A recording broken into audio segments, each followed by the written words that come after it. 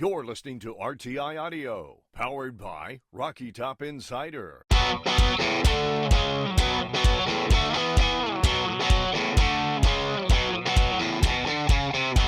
This is Pancakes and Bacon with VFL, Kyler Kervison, and Reed Bacon.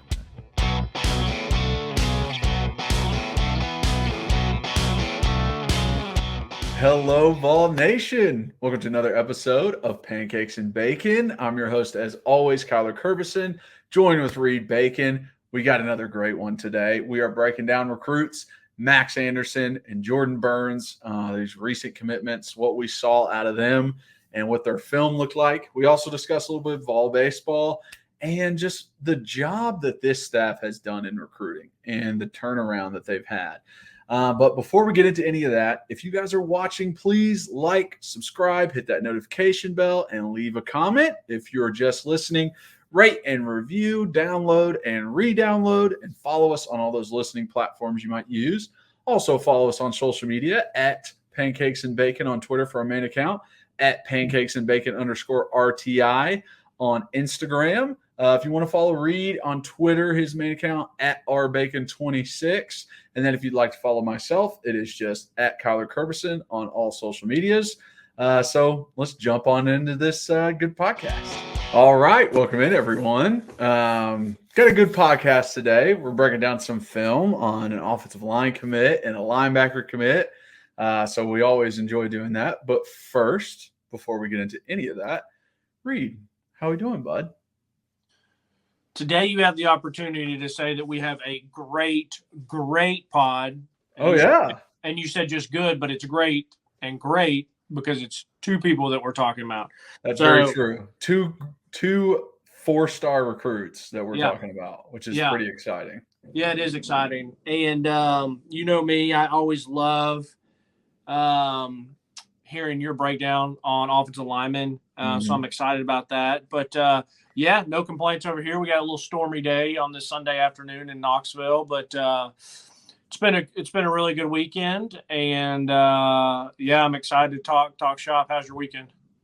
Not too shabby. Haven't done much, but let's see. Today, just laundry around the house, hanging planters, getting ready for the pod, watching film.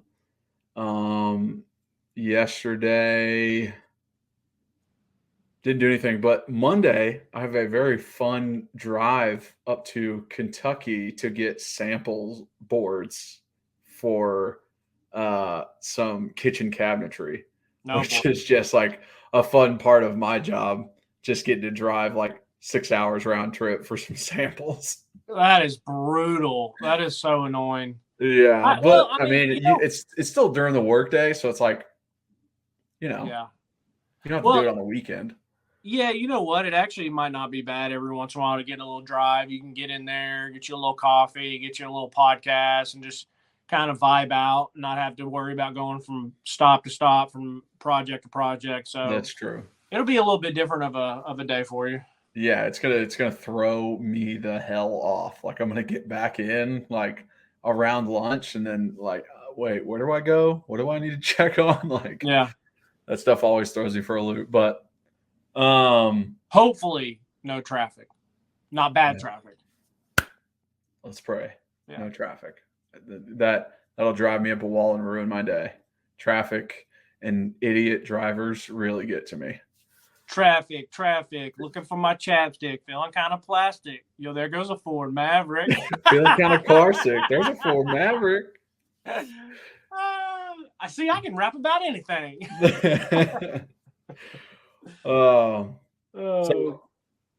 I think we should at least mention Vol baseball before we jump on these guys. Yeah, you know, Kyler, for me, it's pretty easy. It was a super successful season. The baseball team went to the College World Series. I mean, what else do we want, people? And exactly, you know, coming off of a season that they've had the past couple years, and you know, they've been so highly ranked, and you know, they've had a year where some would say that it was one of the best college baseball teams of all time. Now, obviously, you can't say that in retro because they didn't win the World Series, but still, and then to start this season and to kind of be like, wait, we're losing? We're not killing everybody? Yeah, what Like, the heck happened? yeah, what's going on here? The one game I went to this year, we lose to Boston College on a Tuesday night in early March. And it's just like, what? But so for them to really rally, get it together, make it to the World Series, have some very unbelievable memories. And that's what you can ask. Big win against Clemson, and then coming back against, Stanford in the College World Series. I mean, for me, big win. So, and it's a lot of redemption from last year. We were the number one team all the way through the season, and then they don't make it. They don't right get to the College World Series, and it's very much, wow, that was a letdown. Right. Okay, yeah, it was a good season, but that was a letdown. Then this one, it's, hey, we made it this time. Like, if you're trying to compare the seasons, you can't say that we're going down. Right. Like, no. Actually, Tony Vitello, I mean, he's been pretty consistent. It keeps going up, and it's like, I love where this program is headed. I'm not disappointed in this. We are just now reaching the cusp of the college. Like, this was a fever dream 10 years ago. Like, there was no way this was happening. So where we are, Tony, he getting his contract. We're building a new stadium. Some cool stuff's going to be around it. It looks like they're building like some dorms for baseball guys, most likely, like around there. So I love it. And hey, we've got multiple sports getting really far in their prospective seasons. Men's and women's basketball, baseball, softball, tennis, football. Like, we're killing it right now as the University of Tennessee. So I'm happy as happy can be. Yeah. I mean, just think about it. You got they're really, really, they have a shot to be really, really good based on talent alone. And then the season gets ruined for COVID, which was a bummer for all of the baseball players around the country. I hate that for them. And then you come back and you make the College World Series, and then you have an unbelievable year. And you don't make it to the College World Series, you lose just short, but then to follow it back up, I mean, just the trajectory. I mean, two College World Series in 3 years. I mean, what else? Come on, guys. What else do you want? Yeah. Give me a break. I mean, they were an embarrassment when I was in college. Yeah. Like, they were laughed at as a baseball team. They were just not good, and it's nice to see them back. Yeah. And, bro, you know how many freaking guys talk about factories of recruits, and we, mentioned it last week of Florida and California and Texas for football. Tennessee has some of the best baseball recruits in the country. I mean, those guys are like, Tennessee is a hub for baseball, and it's not talked about because Tennessee doesn't take advantage of their in-state talent. Like, there was a ton of guys in the College World Series this year on every team that were from Tennessee, went to high school in Tennessee. Yeah. So it's like, if we can shore up this state, we're gonna be a damn good baseball team. Yeah. I mean, I remember when I was in high school, and then we went to Catholic. Catholic's always had a good program. I if I'm not mistaken, they just won state this year, which was awesome. But they were always a good program when we were in. Then you always had Farragut, who was always top in the country. And then these other good schools had good programs. And then even if there were some programs that weren't so great, there were always these players. It's like, a guy from like Pigeon Forge, or a guy from Sevierville, or some guy from like William Blunt, just all these like random East Tennessee schools. You're like, oh, he just got drafted in the 10th round or something. Yeah. So we might be sounding like idiots trying to give these examples because we're not huge baseball people, but like we've always known that it's a nice little hotbed. So that's nice. And then, speaking of recruiting, I sent you a video last night of, we know that there's always big official weekends. I mean, we record on a Sunday. We know for a fact, like, it's always with our luck that we've been joking that there's going to be a recruit either later tonight, Monday, Tuesday, or Wednesday before the pod drops. But that's okay. We can still watch their film and talk. We got time. Yeah, we got time. But I sent you, and we've always heard for since this coaching staff's been here that they do a great job with these visits, and they do a great job of making connections with players and the families, but also just letting these kids have a fun, enjoyable time. And what I sent you last night was Club Neyland. And so it's where they literally had turned like a part of Neyland into, a nightclub. Yeah, it's a locker room. Right. And I couldn't tell if it was the locker room or something else, but it wasn't. It was the locker room. Yeah, I could tell. Okay. And so they, somebody puts it out and they're like doing photo shoot intros. And so it's like, and from Knoxville, Tennessee, Knoxville Catholic High School, Kyler Kerberson, they open this and it's, you've all probably seen the videos and it's like you get to walk in and start high-fiving and getting juiced. It was funny that like I don't get embarrassed by stuff. I'm very much kind of get, wild and can be goofy and get into the moments. And Kyle and I love to dance but I saw that and I was like, all these other recruits and all their families and all the coaches, like I might even be a little embarrassed to do it or whatever, or maybe it's like a little cringe, but these kids, man, they were coming out and they're just, and they're loving it and dancing and stuff. And it was just it was a hype fest. No pun intended. Exactly. It's, hey, like while you're here, let's have fun. I think the coaching staff does a fantastic job of bringing in guys that are already committed while they have other guys that are trying to get committed. So Boo Carter being on campus while we're trying to get other guys, Boo is like, hell yeah, dude, like come here. This is awesome. We're having fun. Like this is such a great place. And they kind of let them be who they want to be and like enjoy each other. There's another video where they're dancing to Meek Mill all together. Everybody's got a different uniform on, but they're just having a blast in the locker room. And it's just like that kind of excitement. It works. Like the only people that wouldn't enjoy that are like 40 and above. Like we're talking about 15, 16, 17-year-old kids. Like this is so much fun to them. So having that experience, I look at that and it makes me think like, do you think Alabama has that? Do you think that they do that? Do you think that their photo shoots even look remotely like that? That guys are having fun like that together? Because I don't think that happens. I think Saban is stuck in his ways. He knows what he wants. He knows it. And I know he just signed like the number 1 recruiting class this past year and like graded the best to ever. Like that class was like graded higher than any other class in history. And obviously he's still a good recruiter, but those kinds of things, I feel like there's like a change in how you recruit people and it might show up in our favor with this coaching staff. I disagree. I get where you're going with. I disagree. Saban doesn't have to do that because there's enough good quality players out there. Yeah. That Saban or Kirby don't. There's multiple ways to skin a cat.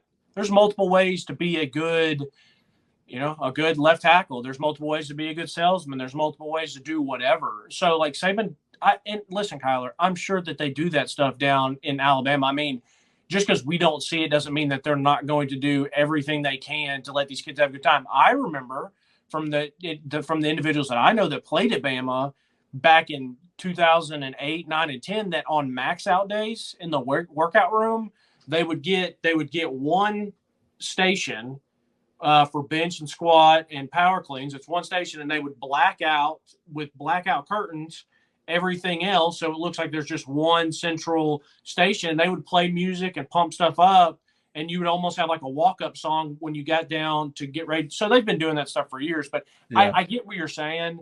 And like I said, Saban can just show his rings and be like, hey, if you want to come here, we're going to compete for a national championship, and I'll get you in the NFL. That's what he did to me.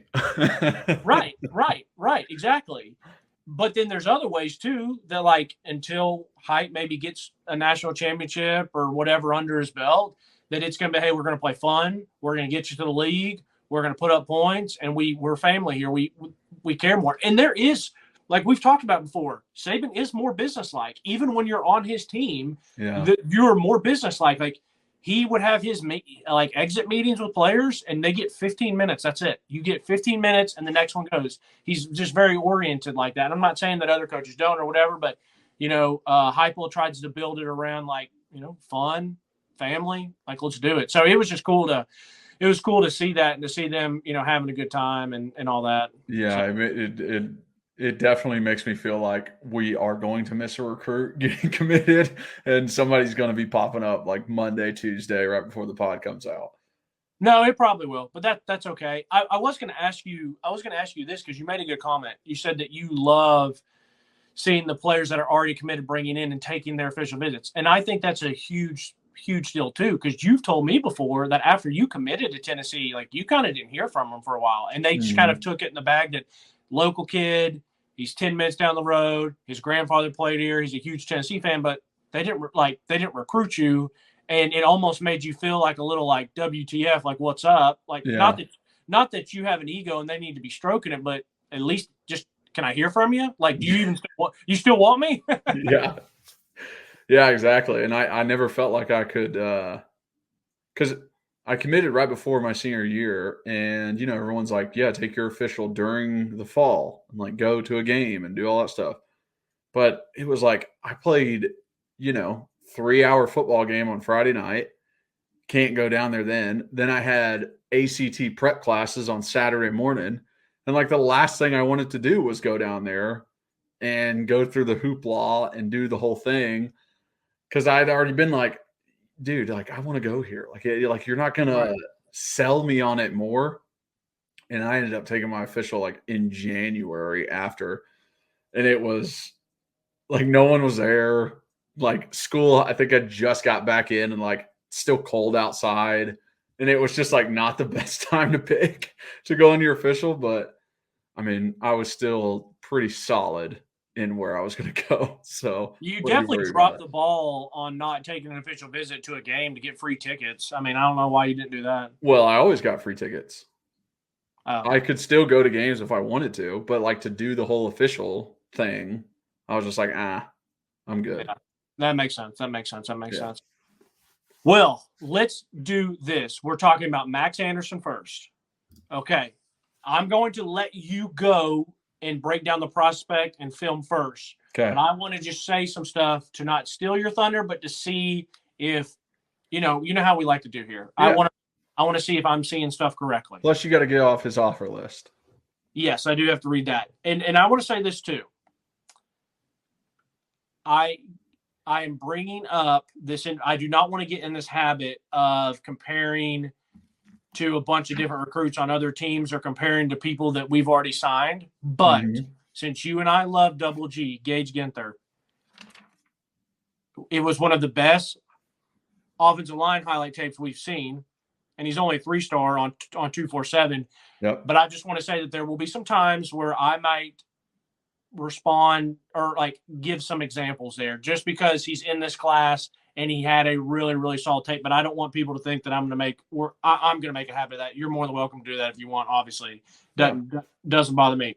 Okay, so we have Max Anderson. He's from Frisco, Texas, high school, Reedy High School. So 6'5", 309 on 247, 4-star. He's a top 20 offensive tackle in the country, so 18th, and then looks like he's the 38th prospect in Texas, which is pretty impressive.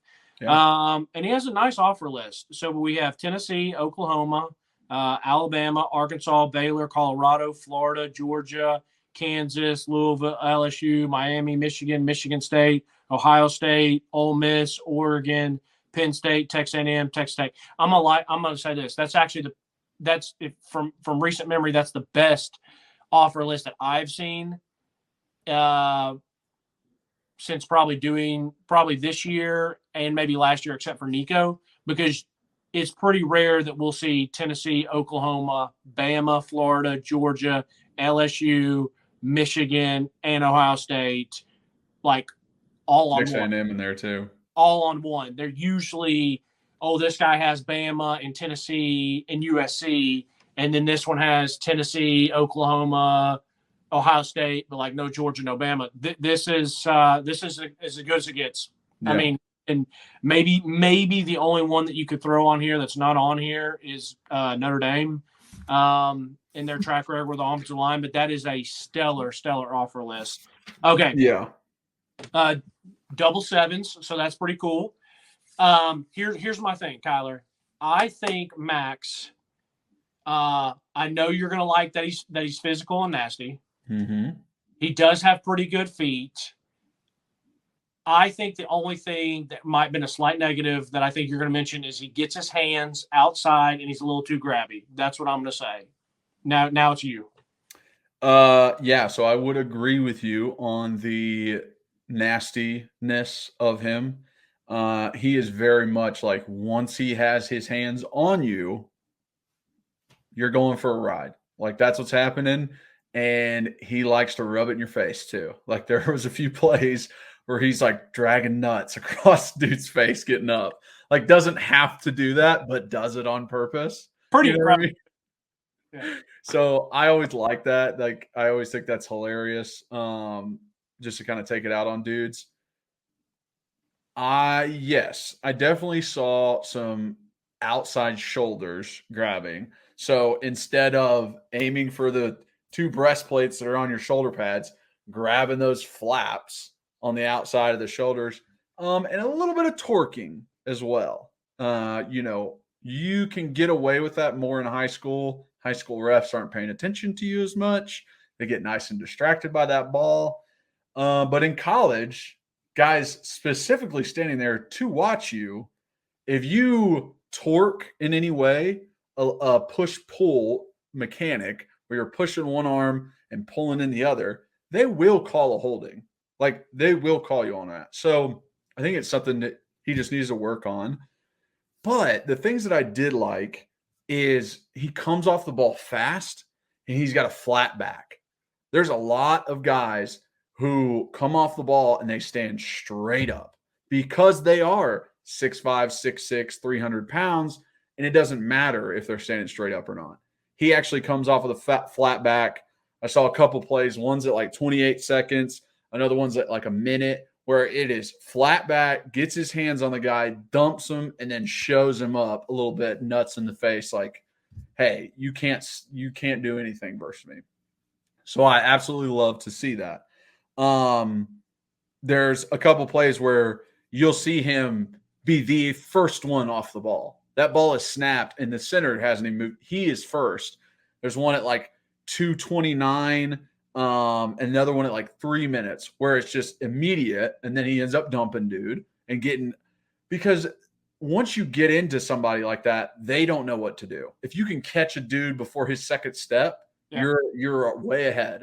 And I like what you said about his feet. I think he does have pretty good balance for his size too, where it's not like, oh, I'm falling over all the time. I'm tripping over myself. Even on pools, I'm tripping over the pile. No, he stayed up, made his blocks.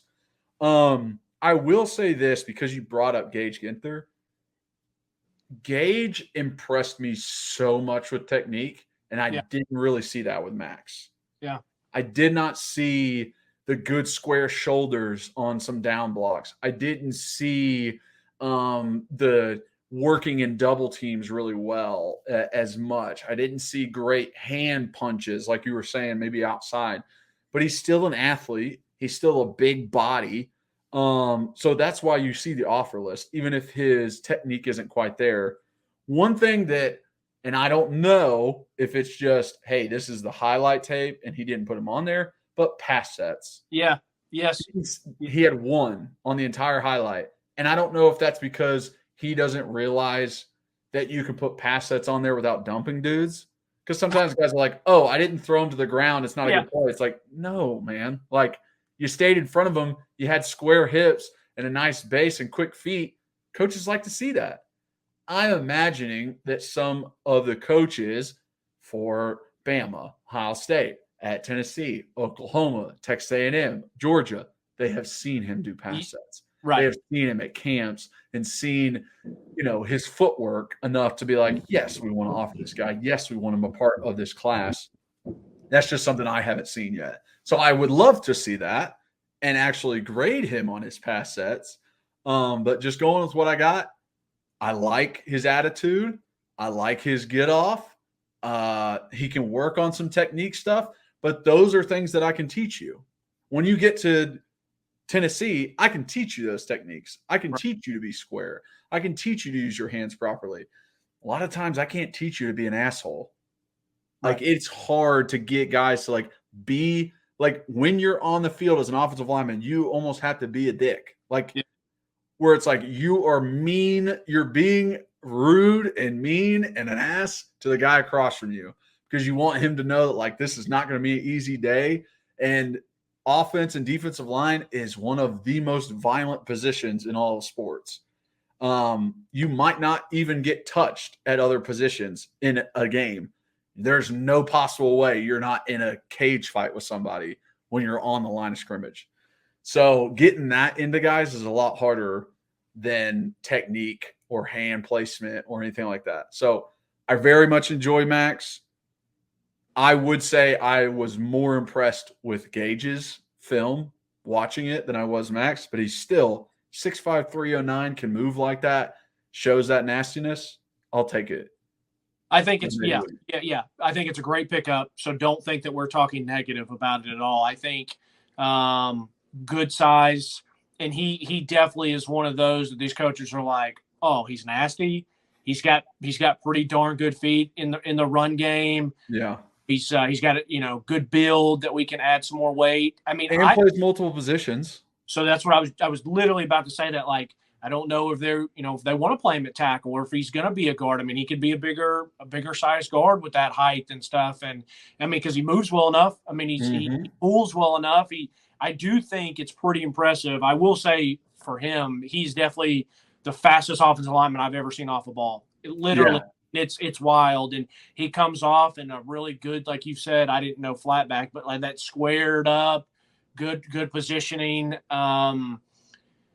So yeah, I think that's why they're like, oh, Texas ball, been in a good program. Give us 30 minutes, and we're gonna have it. We're gonna have his technique down, and we're gonna have him, how we want it. But just as literally watching a film, that maybe that's why he's a 4-star, not a 5-star. Maybe for us, it's why we like Gage a little bit better, just because we're not seeing a pass set. We're not seeing that he doesn't get too handsy or whatever. That's the only reason we're not probably in love with him, even though there's a lot to love. I mean,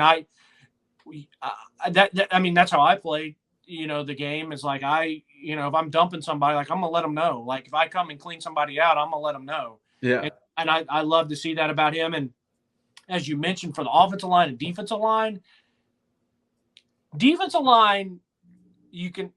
anybody on defense can do it. I mean, you can have a defensive lineman, you can have a linebacker, you can have a safety, you can have a corner right here with Cortland Finnegan who can be a tone setter.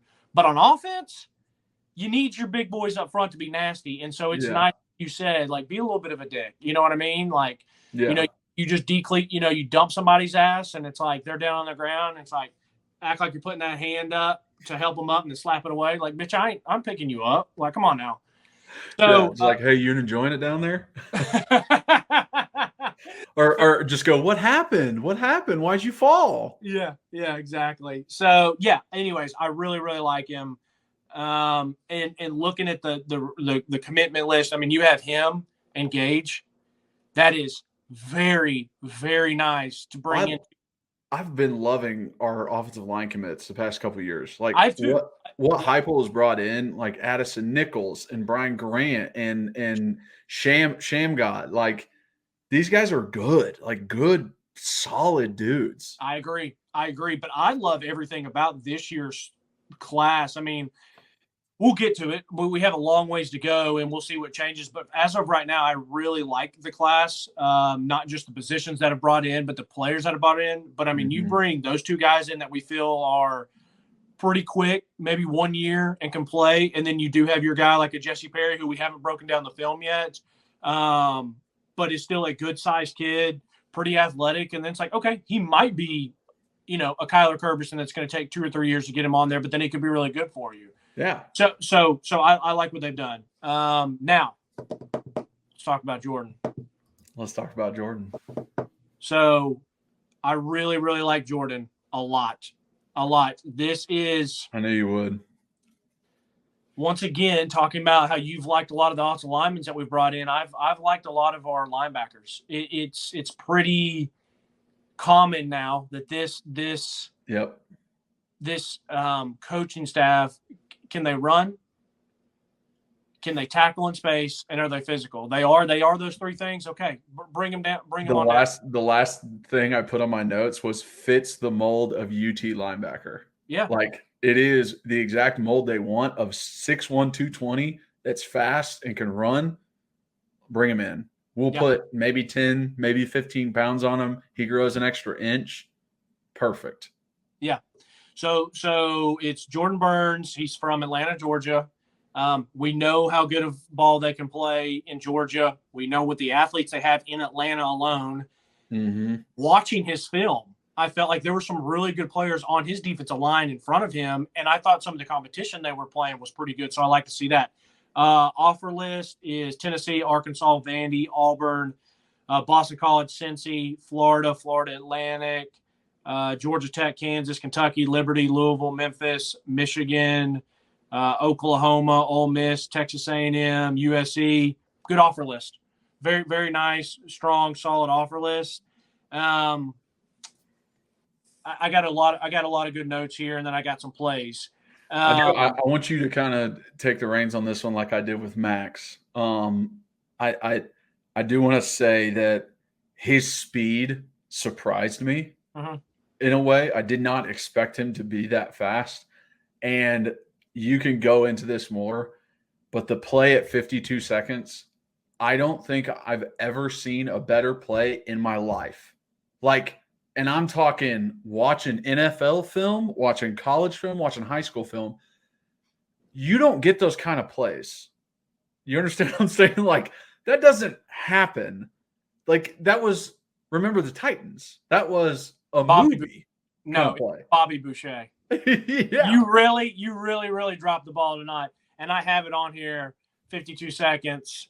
I said, it's second to none. He's Bobby Boucher.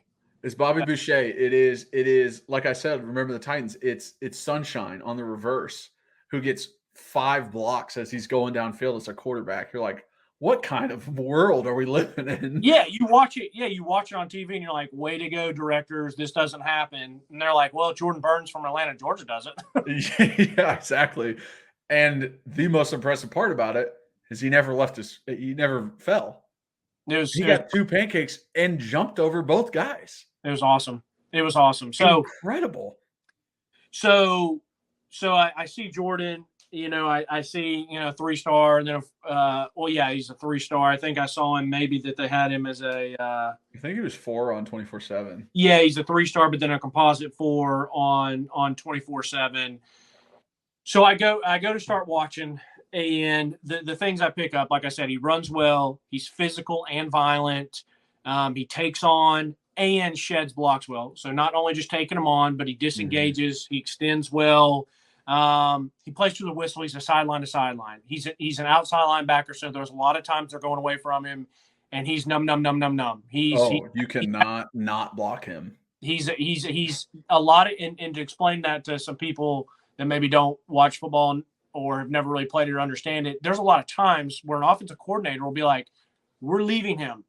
We're going this way. We're not going to touch him. We're not going to block him. He's not going to make the tackle from behind. It's like, well, there's some dudes that can, and Jordan's one of them. Like, you might want to at least try to touch him. There were toss plays he was catching dudes.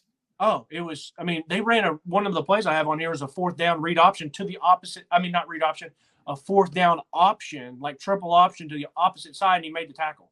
So we'll get there, but sideline to sideline, and I think he has good size. I think he has really good size for his speed, and like when the film kind of shows up close, you're like, damn, like, this boy's pretty thick. Like this good looking kid. Like, this isn't 5'11", 190, and we need to put some weight on him. Like, no, he's got some good size already. The other thing, Kyler, about this is Tennessee doesn't really play with an outside linebacker. We really don't. Yeah. And we usually have our star position. and then you're going to have, your middle backers. So whether it's Jeremy Banks, Jawan Mitchell, Aaron Beasley, Solon Page over these past couple of years. And then we've seen Elijah Herring, Elijah. I always do that with Elijah and Caleb. Yeah, and Caleb. Yeah, but anyway, so you have Elijah in there. And so we don't really run a 3-backer. No. You don't see a traditional 4-3, which you got your middle and then you got your strong side outside, weak side outside. And then, there are times where we have a Byron Young or Roman Harrison or Joshua Joseph standing up on the outside or putting their hand down. You don't really see, we're not out there running a 3-4 with a big stand up on the outside, kind of like what it looked like he was doing on film. But I say all that to say this. I think that this kid is good and special enough to where they can play him as one of the 2 backers on the inside. Mm-hmm. And I also think that he is good enough that they could put weight on him, and it doesn't have to be a ton because he's already a good-sized kid, and he could put his hand in the dirt and play like a Roman Harrison, a Byron Young, or Joshua Joseph. I truly believe that because of what I saw on film. Like I said, I saw on film where if they put him back there at linebacker, I saw plenty of times where I thought he ran well, sideline to sideline, takes on blocks, disengages. He had an interception that he house called. I just felt like he moved pretty well. I mean, there was one that looked like he was in spy, and then the quarterback runs and he comes up, makes a tackle. So I could see that, a couple years down the road, and you got Jalen Smith and him at the middle, or Arian Carter and him in the middle. Mm-hmm. And I can also envision him, I really can, Kyler, where he is playing that Byron Young, Roman Harrison, Joshua Joseph, because his highlight film shows it where he comes off. If they run opposite, he's fast enough and chases down. He played the read option really well a couple times. Yeah. Like I say, he takes on blocks. So some of the plays I want to highlight. There was a great play at 422 where it was pretty simple. Yeah, I have it. Yeah. It was pretty simple play, and like his technique was perfect. Yeah, it was like awesome. Staying square, good hips, shuffle down the line. He reads the option keeper for the quarterback and makes a tackle. And it's like, you can put as many plays you want of you just sprinting or you making a big hit, but like those kind of, here, watch this entire play and the technique I have in it impressed me the most. I was going to say the exact same thing. I couldn't.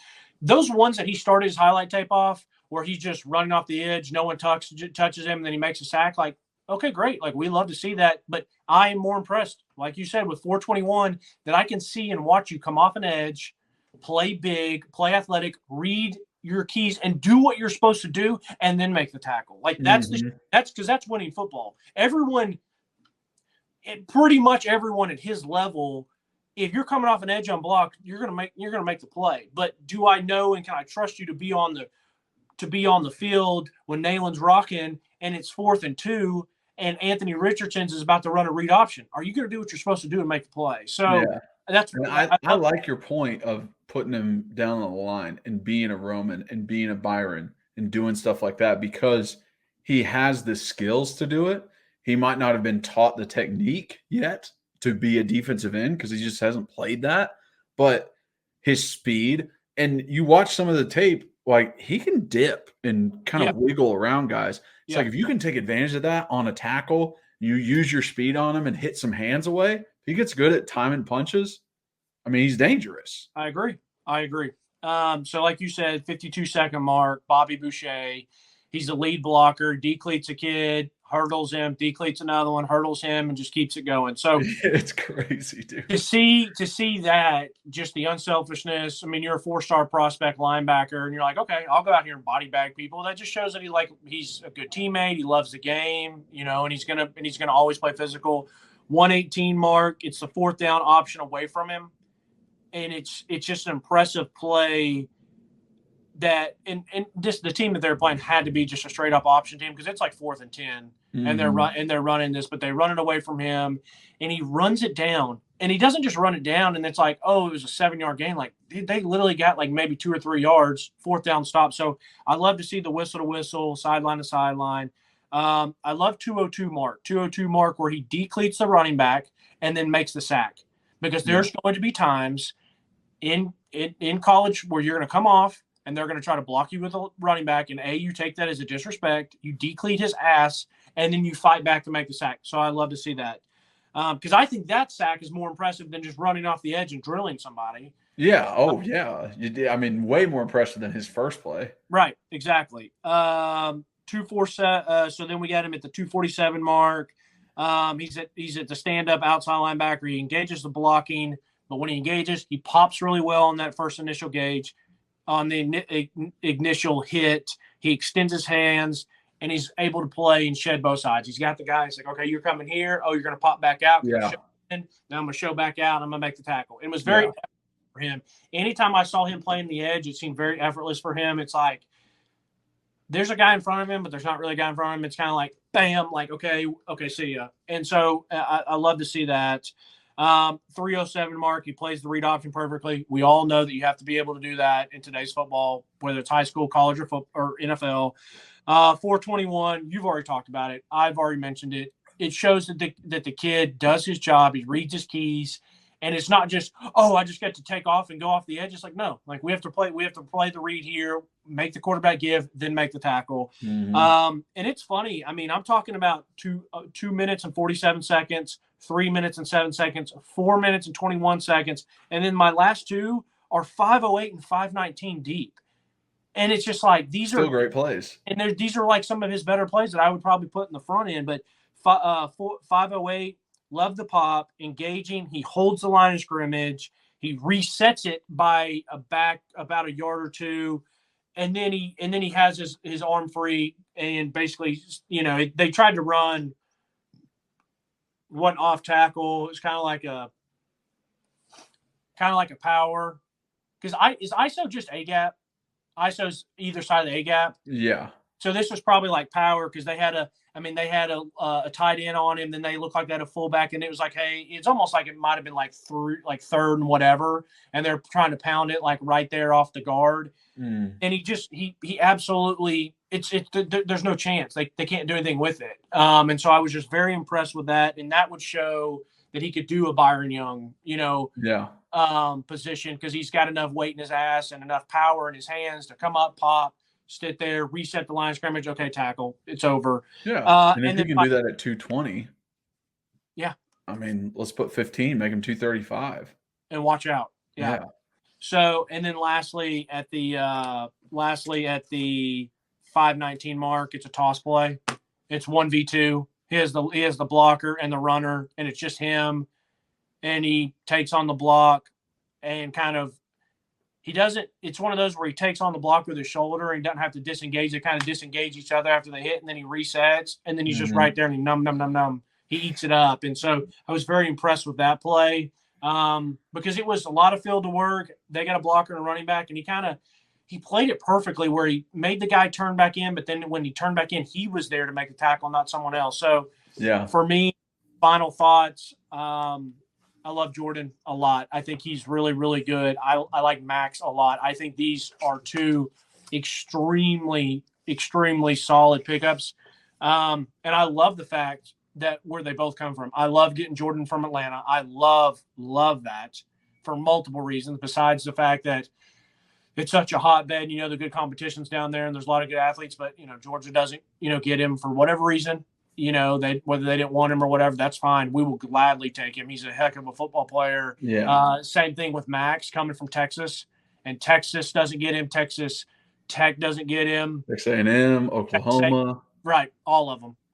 And so I love that. Because I think that is like a known kind of thing. Like Texas and Oklahoma have like, oh, well, they want to go play in the SEC. That's why we didn't get recruits, right? Like missed out on some guys because, hey, coach, I want to play in the SEC. Now that they're coming to the SEC, it's like, you better grab them then. Right. Like there's no more excuse now. Like you better grab those guys from Texas and from Oklahoma, because we're taking them. Because now it's even better for us. Kids coming from Texas, their parents are like, hey, well, like he's not going to be around here. He's going to be playing in Georgia, and I got to travel. And I don't want to be that far away from home. And now it's like, hey, you're gonna go back once a year to that place, and like it'll help in recruiting for now SEC schools when Oklahoma and Texas come. Yeah. Yeah. I truly, though, I agree with all that. I really do. And there were plenty of times where you were not going to get a kid, no matter how much you really liked it, if he still was one of those people that wanted to be close to home and wanted to be around his family and all that. And you and I would both, you were like that. You wanted to stay home. And I mean, obviously you love Tennessee, but you wanted to be close. And it would have been the same thing for me. But